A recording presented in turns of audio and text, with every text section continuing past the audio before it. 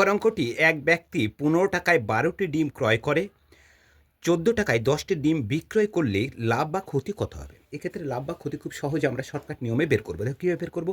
কয়টি ডিম হচ্ছে ক্রয় করেছিল? 12টি। লিখে দাও 12 গণিত বিক্রি করছে 10টি ডিম কত টাকায়? 14 টাকায়। দেখো 12 গণিত 14 বিয়োগ, তা থেকে বিয়োগ করে দেবো 12টি ডিম কিনেছিল 15 টাকায়, 15 গণিত বিক্রি করছে কয়টি? 10টি ডিম, গণিত 10 বাই 15 গণিত 10 গণিত 100%।